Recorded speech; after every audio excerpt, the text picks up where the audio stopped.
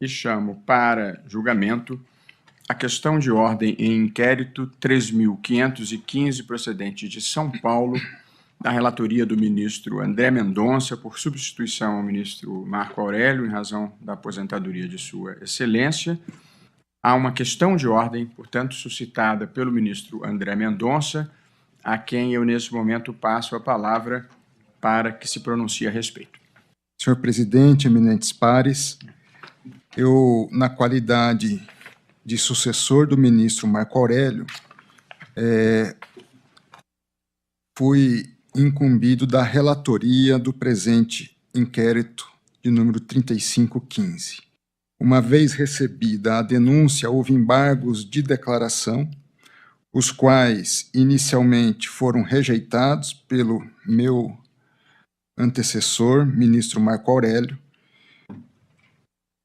que manifestou-se pela rejeição dos embargos na sessão de julgamento do dia 24 de novembro de 2020, no que, na ocasião, foi acompanhado por Vossa Excelência, senhor presidente, e pelo ministro Alexandre de Moraes, tendo havido, na sequência, pedido de vista do ministro Dias Toffoli.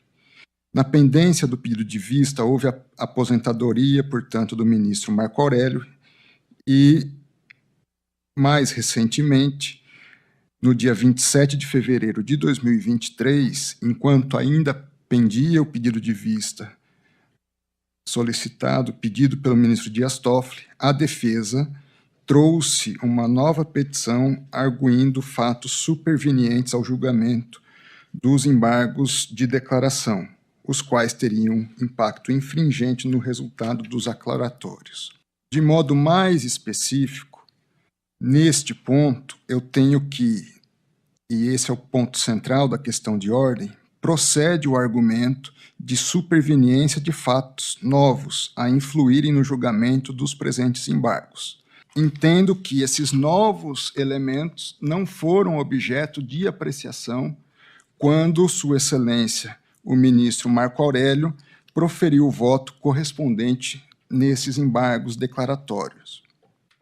Eu trago aqui alguns elementos que entendo justificam essa sucessão do ministro Marco Aurélio à minha relatoria, e, de modo específico, eu cito o precedente no mandado de segurança 28.801, onde foi assentado na questão de ordem, a partir da questão de ordem na ADI 5399, o seguinte: que o ministro sucessor, inclusive quando relator, poderá proferir voto se, após iniciado o julgamento, e mesmo tendo sido proferido o voto do ministro que veio a ser sucedido, surgir fato novo antes não apreciado e cuja análise seja admitida no feito, mediante manifestação que trate do fato superveniente e da sua influência no processo, eventualmente instituindo-se votação por capítulos.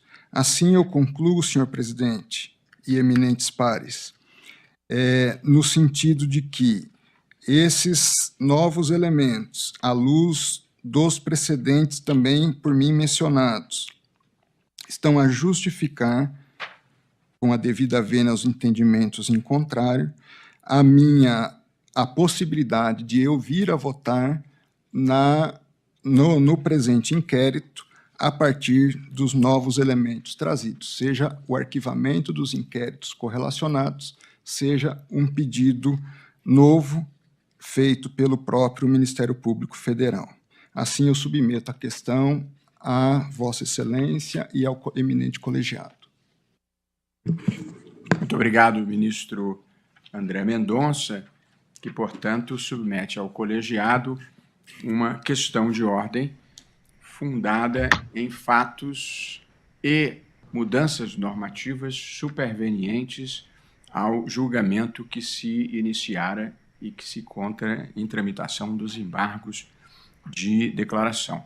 Apenas recapitulando, o ministro André Mendonça substituiu o ministro Marco Aurélio na relatoria deste caso, em razão da aposentadoria de Sua Excelência, suscitou uma questão de ordem nos termos regimentais, artigo 21, inciso 3º, e o que está em discussão aqui é o sentido e o alcance do artigo 134 do Regimento Interno do Supremo, que, em linha de princípio, preserva os votos já manifestados, já pronunciados pelo ministro que venha a se aposentar.